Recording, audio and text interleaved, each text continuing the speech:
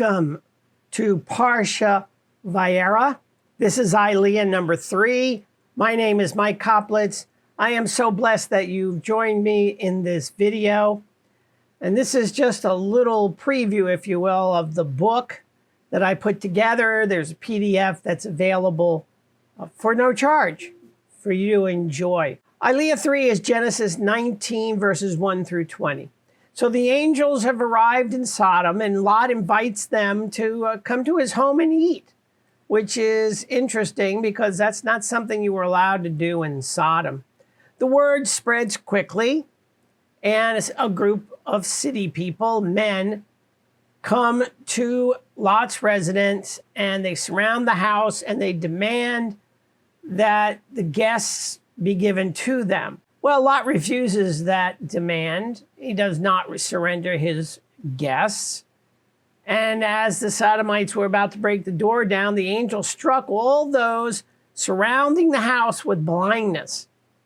The angels informed Lot that their mission was to destroy the city and he needed to leave immediately. So Lot, his wife, and his 2 daughters are escorted out of the city, or were escorted out of the city to safety. And they were warned, do not look back at what God is about to do to the city. I think you know what happens when his wife looks back. Cultural points, the 2 messengers who appeared to Abraham appeared to Lot when he was at the gate of the city. Now, in the Near East, when strangers were found at the city gate, they were invited to the home of the person who sees them. They're given food, they're given lodging. Lot invited the 2 messengers into his home. The scripture says that they declined the invitation. Now, nearly all Near Easterners will decline the invitation for food and lodging until they are urged repeatedly to come to the person's house. That's just the way things were. It's an ancient custom to decline the host's invitation for at least 7 times. The messengers knew Lot would insist that many times because Lot, of course, was following his culture. Oppression and violence were the ways of Sodom. The men of Sodom wanted to rape the 2 male visitors. Well, Lot refused to give them over. He even offered his virgin daughters instead. The author shows the total disrespect for human life that existed in Sodom. If the city men took the 2 visitors, they surely would have killed them at the end. Lot was warned by the Lord's messengers, the angels, leave the city because God was going to have it destroyed. Actually, they were going to do most of that work. The scripture speaks about Lot's son-in-law. Now, either Lot had more than 2 daughters because he promised to give them the 2 virgins, or they were promised in marriage and the ceremony had not begun yet. Little interesting thing to contemplate when you read that section. Well, Lot obeyed the Lord through the angels. He leaves the city, and the next morning he fled to Zoar, a small town in the mountains of Moab. The phrase, do not look behind, is an idiom that means do not regret or forget the past. The phrase, for they're coming under the shelter or the shade of my roof, in verse 5 means that the visitors were to be kept safe while they were in Lot's house. There is a plethora of more information that you will find in the PDF, and I think you'll find it to be most interesting.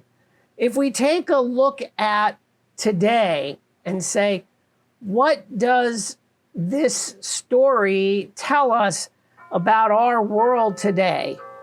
The story of Sodom and Gomorrah is interesting because the Bible indicates that the Lord will only allow evil and sin to continue for a period of time. The Lord sent Gevurah, that means justice, who destroyed the city. Abraham negotiated with the Lord that if 10 righteous people existed in both cities, then the city would be saved.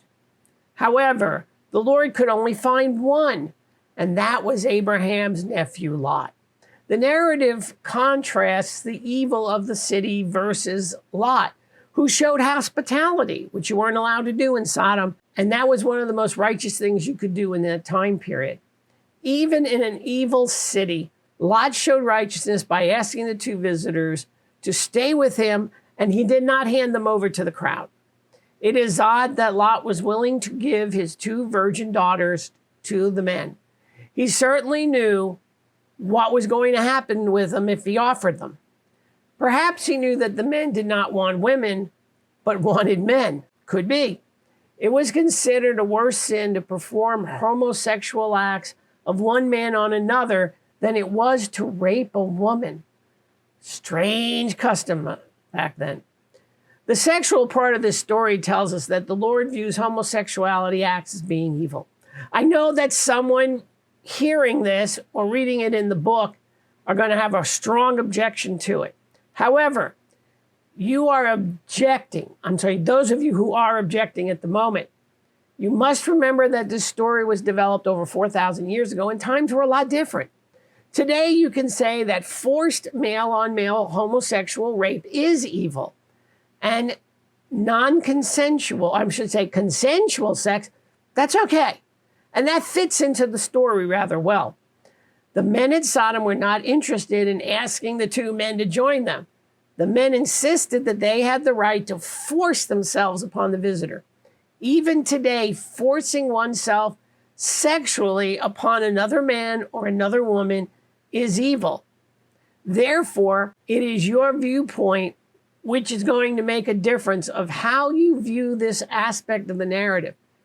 This aspect is there, and the reader should accept what is being said. Remember, cultural changes do occur over the centuries. Well, God bless you for listening to this video. I hope it informs you and blesses you in some way, shape, or form. And as always, shalom.